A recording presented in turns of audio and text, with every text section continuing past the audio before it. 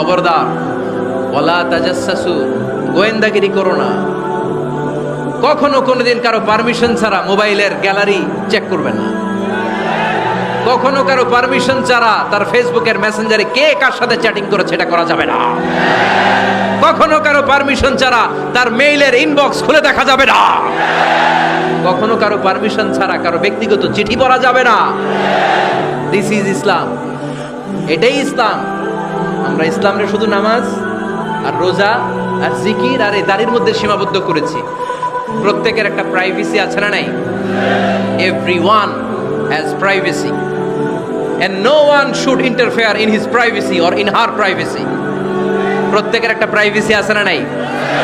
মানুষ ছোট হলেও তার একটা সম্মান আছে না নাই? এজন্য ছোট্ট বাচ্চাদেরকে কখনো প্যান্ট খুলতে বলবেন না। অনেকে বলে আরে ছোট মানুষ, খোল খোল, আরে তুই খোল, এই খোল খোল খোল, তো আছে না নাই? ওরও প্রেস্টিজ আছে, ওরও সম্মান আছে। খবরদার, everyone has a personal space and no one should interfere someone's personal space. কারো পার্সোনাল স্পেসে যেন আমরা নাক না গলাই। অনেকের বদ স্বভাব ফ্যামিলি ম্যাটার নিয়ে, প্রাইভেট ম্যাটার নিয়ে কথা বলে। ভাই কি চাকরি করে? সরকারি না বেসরকারি? সরকারি। বেতন কত? ওনার বেতন কত? এটা দিয়ে আপনার কি লাভ? ঠিক কি না? মানুষ একটা দেখলি, ভাই বয়স কত, ভাই বেতন কত? ফার্স্ট ইমপ্রেশনে, ফার্স্ট যখন আপনি কারোর সাথে দেখা করবেন, বেতন কত, বয়স কত, এগুলো জিজ্ঞেস করা যাবে?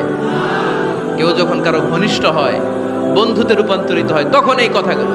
যে শুরুতেই প্রাইভেট ম্যাটার নিয়ে, পার্সোনাল ম্যাটার নিয়ে খোঁচাখুচি করা যাবে